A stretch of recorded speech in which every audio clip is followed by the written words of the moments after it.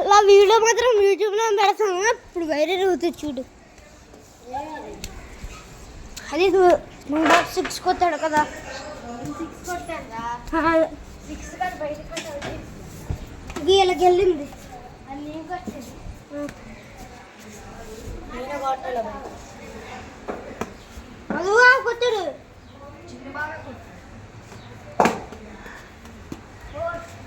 ఒక బంతికి 4 పరుగులు.